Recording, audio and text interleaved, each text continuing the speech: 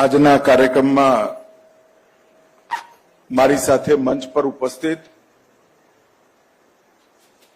મહારાષ્ટ્ર રાજ્યના લોકપ્રિય મુખ્યમંત્રી શ્રીમાન દેવેન્દ્ર ફડણવીસજી, શ્રી એકનાથજી શિંદે, उपमुख्यमंत्री महाराष्ट्र सरकार, श्री राहुल नार्वेकरजी, स्पीकर महाराष्ट्र विधानसभा, श्री मंगल प्रताप लोढ़ा,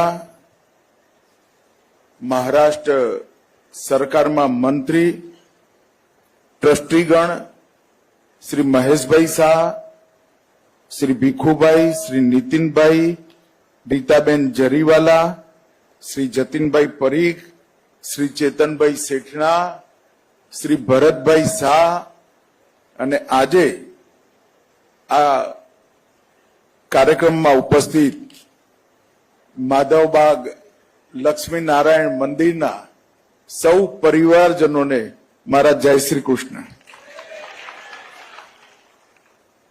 સૌથી પહેલા તો હું સૌ ટ્રસ્ટી મંડળને 150 વર્ષ એક સખાવતી સંસ્થા ચલાવી એ બહુ અઘરું કામ છે। હું પણ 100 વર્ષ જૂની સંસ્થાઓ ચલાવું છું। મને ખબર છે કે સખાવતી સંસ્થા નાના ગામમાં નાના શહેરમાં ચલાવી પણ લોડાના ચણા ચાવવા જેવું કામ છે। અને મુંબઈની મધ્યમાં દાનથી ચાલતી સંસ્થા ચલાવી એ કેટલું કઠિન છે એનો મને અનુભવ છે। હું સૌ ટ્રસ્ટી મંડળને, માધવબાગ પરિવારને હૃદયપૂર્વક અભિનંદન આપવા માંગુ છું। મંદિર, એના ઉદ્દેશો અને એની સમાજની સેવાની પ્રખર ભાવના ત્રણેયને 150 વર્ષથી અક્ષુણ રીતે અહીં સુધી આ યાત્રા પહોંચાડી છે। જ્યારે અહીંયા હું આવ્યો ત્યારે મને ખબર નથી, મેં થોડી વિગત જ્યારે આવવાની હા પાડી ત્યારે મંગાઈ કે આ શરૂ કઈ રીતે થઈ યાદ, ત્યારે શ્રી વરજીવનદાસ અને શ્રી નરોત્તમભાઈ આ બંને પુણ્યાત્માઓના દાનની અને મહાન ઉદ્દેશોની મને ખબર પડી। દેવેન્દ્રજીએ કહ્યું કે કરોડો रुपयाનું दान, मगर देवेंद्र जी उस जमाने की जो दान की मूल्य है, इसको अगर आज के रुपयों में कन्वर्ट करते हैं तो अरबों रुपया देकर भी ये संस्थान खड़ा नहीं हो सकता। એ જમાનામાં શ્રી વરજીવનદાસ અને નરોત્તમભાઈએ ખૂબ મોટું હૃદય રાખી સમાજ પ્રત્યેની ઉદાત્ત ભાવનાનું પ્રદર્શન કરી આ સંસ્થા બનાવી। એમના પરિવારજનોને પણ હું મળ્યો, એમને પણ હું હૃદયપૂર્વક એ બંને મહાનુભાવો વતીથી પ્રણામ કરવા માંગુ છું। ક્યારે કે અંગ્રેજોનું શાસન હોય ત્યારે 1875 મુંબઈના મધ્ય ભાગમાં એક ધાર્મિક કેન્દ્ર બનાવવું અને ધાર્મિક કેન્દ્રના માધ્યમથી સામાજિક ઉર્જાનો સંચય કરવો અને સામાજિક ઉર્જાને સમાજની શક્તિમાં પરિવર્તિત કરવાની કલ્પના ખૂબ મોટા મનના માણસોને જ આવી શકે। આપણે બધા એકવાર જોરથી તાલી બનાવી આ બંને શેઠોને ખૂબ ખૂબ અભિનંદન આપે। લક્ષ્મીનારાયણ મંદિર કદાચ અહીં બેઠેલા બહુ ઓછા લોકોને ખબર હશે, મારો જન્મ જ મુંબઈમાં છે ને હું મુંબઈ જોડે જોડાયેલો છું। અનેક વાર આ લક્ષ્મીનારાયણ મંદિરમાં આરતીના સમયે આવ્યો, આવતા જતા દર્શન કરવા પણ આવ્યો। અને અહીંયા એક મેરેજ હોલ ચાલતો હતો, વાડી ચાલતી હતી, અત્યારે ચાલે છે કે નહીં ખબર નથી। ત્યાં સેંકડો મધ્યમ વર્ગીય પરિવારોના બહુ ઓછા ખર્ચમાં લગ્ન થાય એવી વ્યવસ્થા આ માધવબાગ ટ્રસ્ટે કરી અને મારી ત્રણ બહેનોના લગ્ન આજ માધવબાગની વાડીમાં થયેલા. દશકો પહેલાની વાત છે. એ વખતે એક નાનો હોલ હતો, એક મોટી અહીંયા પ્રાંગણ હતું, ઉપર બંને બાજુના ઉતારા આપવાની જગ્યાઓ હતી. મને હજી બરોબર યાદ છે, 4 દશક પહેલાની વાત મને બરોબર યાદ છે. એ વખતે મધ્યમ વર્ગીય પરિવારોને લગ્ન કરવા માટેનું સૌથી ઉત્કૃષ્ટ સ્થાન અગર કોઈ હતું તો આ માધવબાગની વાડી. અહીંયા અનેક પ્રકારની સામાજિક પ્રવૃત્તિ પણ ચાલી. વાસ્તુ શિલ્પ એનું એક અદભુત, એ મૂર્તિને મેં તો નાનપણથી ધ્યાનથી જોઈ છે. ખૂબ સુંદર ભાવ સાથે અને કલાકારના બધા ભાવ મૂર્તિ પર પ્રતિકૃતિ રૂપે દેખાય એ રીતે આ મૂર્તિઓની રચના થઈ અને શુદ્ધ શાસ્ત્રોક્ત રીતે અત્યાર સુધી પૂજાની પરંપરા જળવાઈ રહી છે. કારણ કે હું પૂજા કરીને આવ્યો છું એટલે મને ખબર છે. અને હું તો મારો જન્મ જ વૈષ્ણવ પરિવારમાં થયો છે. શુદ્ધ વૈષ્ણવ પરંપરા પ્રમાણેની પૂજાની પદ્ધતિ આજ પણ જાળવી રાખી. શૈક્ષણિક કામો, ગીતાનો અભ્યાસ, એક જમાનામાં સંસ્કૃત વિદ્યાલય પણ ચાલતું હતું. અનેક પ્રકારની સામાજિક પ્રવૃત્તિઓ અહીંયા ચાલુ રહી. સુચિતા, સંતુલન અને સત્કર્મ, આ ત્રણેયની ત્રિવેણી આ માધવબાગ ટ્રસ્ટ બની. મિત્રો, 150 વર્ષ આ પરંપરા ચાલુ રહી એ નિશ્ચિત રૂપે ટ્રસ્ટીઓ માટે ગૌરવની વાત છે. પરંતુ આ 150 વર્ષની ઉજવણી પૂર્વજો જે કરીને ગયા છે એનો આનંદ મનાવવાથી ના કરે. આ 150 વર્ષથી 200મા વર્ષની ઉજવણી થાય ત્યારે આ ટ્રસ્ટનું કેવા પ્રકારનું સ્વરૂપ હોય એ વિચારવાની જવાબદારી ટ્રસ્ટીઓની છે. શું આપણે આ ટ્રસ્ટને મધ્યમ વર્ગના સમાજની બધી ચિંતાઓ દૂર કરવા વાળા એક ધાર્મિક કેન્દ્રમાં પરિવર્તિત કરી શકીએ? શું આપણે આ ટ્રસ્ટને પોતાની માતૃભાષા અંગ્રેજી મીડિયમમાં ભણી ભૂલતા બાળકોને પોતાની માતૃભાષા ફરીવાર શીખવાનું કેન્દ્ર બનાવી શકીએ? આજે તો કોઈ ગુજરાતી ઘરમાં જઈએ તો અંગ્રેજી ના આવડતી હોય તો તમે અતડા પડી જાઓ એવી સ્થિતિ આવી ગઈ. મા બાપ પણ બાળકો સાથે ગુજરાતીમાં વાત નથી કરતા. ગુજરાતી હોય, હિન્દી હોય, પંજાબી હોય, કોઈ બી બાળક કોઈ પણ માધ્યમમાં ભણતું હોય, મીડિયમમાં ભણતું હોય, એને પોતાની માતૃભાષા શીખવાનું કેન્દ્ર શું આપણે આ માધવબાગને બનાવી શકીએ? અહીંયા આપણા ધર્મ ગ્રંથોનો એક આછેરો પરિચય, ગીતા હોય, ઉપનિષદ હોય, વેદ હોય, એમનો એક આછો પરિચય વ્યક્તિને કરાવવાનું, કિશોરોને, યુવાનોને કરાવવાનું સેન્ટર આપણે માધવબાગને બનાવી શકીએ. એકવાર તમે પરિચય કરાવી દો એને ગીતાનો, કઠ ઉપનિષદનો, તૈત્રેય ઉપનિષદનો, ડૂબકી મારવાનું કામ એ બાળક જાતે કરશે, તમે ચિંતા ના કરતા.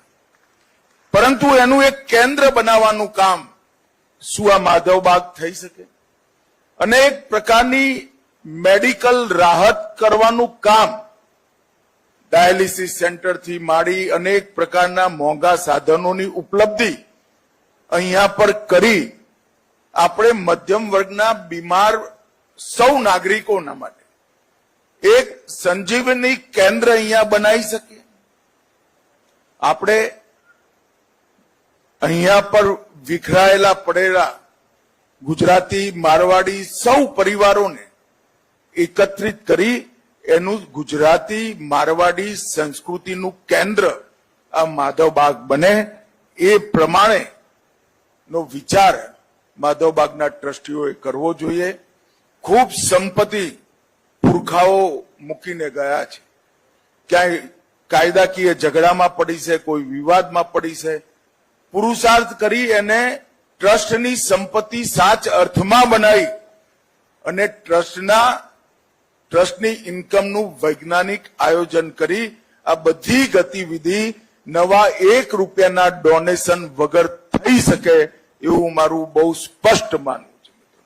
અને આ કરવા માટે હું સૌ ટ્રસ્ટીઓને અપીલ કરવા માંગુ છું કે માધવબાગને ફરી એકવાર મુંબઈ શહેરનું એક ધમકતું ધર્મ માટેનું, સમાજ જીવન માટેનું, સામાજિક કામો માટેનું અને આરોગ્ય માટેનું એક કેન્દ્ર બનાવવાની દિશામાં આપણે આગળ વધીએ તો આવનારા દિવસોમાં આ 150મી જયંતિ તો જરૂર ઉજવો. મારી ખૂબ ખૂબ શુભેચ્છાઓ છે. પણ 200મી જયંતિ ઉજવાય ત્યારે જે આશય આ બંને શેઠોએ નક્કી કર્યો છે દાન આપતી વખતે, એની 100% પૂર્તિ કરવાનું કામ આપણે કરી શકીશું.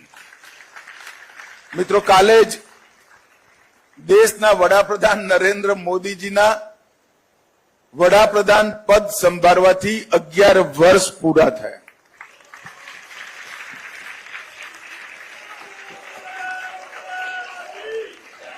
અને 11 વર્ષથી આ ગુજરાતી ભાઈડો દેશના વિકાસને સમર્પિત રીતે દેશની વિકાસ યાત્રા આગળ વધારે. મારે અત્યારે દેશના વિકાસ માટેનું ભાષણ નથી કરવું. શિક્ષણના ક્ષેત્રમાં શું થયું, નિવેશ કેટલો આવ્યો, 11મા નંબરથી 4થા નંબરની ઇકોનોમી બની ગયા. ભવિષ્યમાં 2047માં દુનિયામાં ટોપ પર જવાનું આપણું લક્ષ્ય છે.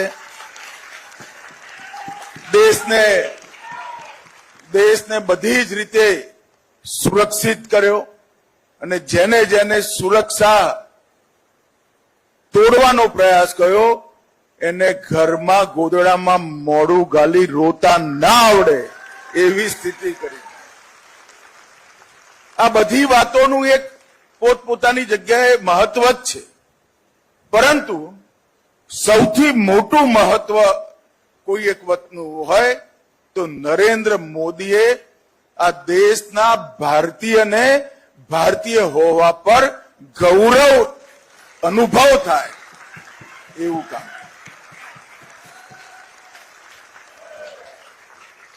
મને એક ફ્રેન્ચથી ડિપ્લોમેટ મળવા આવ્યા હતા. એને મેં સમજતા જ પૂછ્યું, ભાઈ આ 10 વર્ષ થયા હતા. મેં કીધું 10 વર્ષમાં શું ફરક પડ્યો? તો એને કહ્યું કે અમે લોકો તો પાશ્ચાત્ય દેશના છે, અમને વ્યાપારની જ ભાષામાં વાત કરતા આવડે. નરેન્દ્ર મોદીએ ભારતના પાસપોર્ટની કિંમત બહુ ઊંચી કરી નાખી. ભારતના પાસપોર્ટ સાથે કોઈ પણ એરપોર્ટ પર તમે જાઓ તો પહેલા જે ભાવ હતા એનાથી બિલકુલ વિપરીત સ્વાગતના હાસ્ય સાથે અને ઉમરકાના ભાવ સાથે વેલકમ ફ્રાન્સ કહેતા થઈ ગયા. આ જે પરિવર્તન થયું એની સાથે સાથે વર્ષોથી અનેક પ્રશ્નો ઉકલ્યા વગરના, અને એક હું નથી માનતો કાયદાકીય ગૂંચના કારણે નતા, દ્રઢ રાજનીતિક ઈચ્છા શક્તિના અભાવથી એ પ્રશ્નો હતા. 550 વર્ષ પછી અયોધ્યામાં ભગવાન રામ તંબુમાંથી ભવ્ય મંદિરમાં બેસે એના માટે રાજકીય ઈચ્છા છે. ઔરંગઝેબે તોડેલો કાશી વિશ્વનાથનો કોરિડોર ડંકાની ચોટ પર બનાવી આજે કાશી વિશ્વનાથનું મહિમા મંડન કરવાનું કામ એ દ્રઢ રાજનીતિક ઈચ્છા છે. દુનિયાભરમાં આજ યોગની પૃચ્છા થાય એ રીતે આપણું વિજ્ઞાન દુનિયાના ઘરે શીરાની જેમ ઉતારવાનું કામ નરેન્દ્ર મોદીએ કર્યું. દુનિયાભરના બધા જ હેલ્થ સાથે આરોગ્ય સાથે જોડાયેલા લોકો આયુર્વેદ શું છે એ જાણવા માટે આજે ભારતમાં આવે છે. એ પરિવર્તન નરેન્દ્ર મોદીએ કર્યું. અને વર્ષોથી એક લઘુતા ગ્રંથિથી પીડાતા ભારતીય સમાજને એમને 10 જ વર્ષની અંદર 2047માં દરેક ક્ષેત્રમાં ભારત વિશ્વમાં સર્વપ્રથમ હોય એ આત્મવિશ્વાસ ભરવાનું કામ પણ આપણા નરેન્દ્ર મોદી. અને આ 10 વર્ષ, આ 11 વર્ષ એક પ્રકારથી દેશના ઇતિહાસ જ્યારે પણ લખાશે એમાં સુવર્ણમય અક્ષરોથી લખાવાના. અને હવે ભારતે ના પાછુવારી જોવાની જરૂર છે, ના અવરોધોથી રોકાવાની જરૂર છે. કોઈ પણ અવરોધ હોય એ પાર કરી જવાનો ઘટનાક્રમ, પરંપરા અને પદ્ધતિ નરેન્દ્ર મોદીએ સુનિશ્ચિત કરી દીધી છે. અને મિત્રો, ઓપરેશન સિંદૂરે આખી દુનિયામાં એ એક ચૂટકી સિંદૂરનું મહત્વ ખબર નથી કે આ સિંદૂરનું મહત્વ શું છે.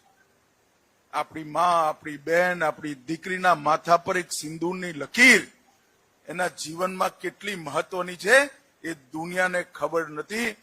સર્જિકલ સ્ટ્રાઇકનું નામ ઓપરેશન સિંદૂર આપ્યું. એ દિવસે 10 કરોડથી વધુ સર્ચ સિંદૂર શબ્દ માટે હતી દુનિયામાં કે આ સિંદૂર શું છે. પણ એ લોકો હજી સમજી નહીં શક્યા, હજી એ નહીં સમજી શક્યા કે સિંદૂરનું મહત્વ શું છે. નરેન્દ્રભાઈએ જે નરાધમોએ આ કૃત્ય કર્યું હતું એમના ઘરમાં જઈ એમના હેડક્વાર્ટર તોડી આપણી દેશની માતૃશક્તિનું માથું ગૌરવથી ઊંચું કરવાનું કામ નરેન્દ્ર મોદી. મિત્રો, આવનારા દિવસોમાં 2047 સુધીમાં ભારત વિશ્વમાં સર્વપ્રથમ બને એ દિશામાં આપણે સૌ આગળ વધી રહ્યા છે. ભગવાન લક્ષ્મીનારાયણના આશીર્વાદ સમગ્ર દેશની 130 કરોડની જનતાને મળતા રહે. અને આ માધવ વાઘ, મારી વાત હું ટ્રસ્ટીઓ આગળ મૂકીને જઉં છું. ક્યાંય જરૂરત હોય તો દેવેન્દ્રભાઈએ વચન આપ્યું છે, એ વચનના પાકા છે, મદદ કરશે તમને. ક્યાંય મદદની જરૂર હોય તો જરૂર જજો. પરંતુ જ્યારે 200 વર્ષ માધવબાગના મનાય ત્યારે આ જગ્યા, આ મંદિર ધર્મ, સમાજ સેવા, માતૃભાષાનું શિક્ષણ, સ્વાર્થ, સ્વાસ્થ્ય અને આધ્યાત્મનું કેન્દ્ર બની ઉપસે. એ જ મારી શુભેચ્છાઓ. આપ સૌને મારા જય શ્રી કૃષ્ણ. વંદે માતરમ.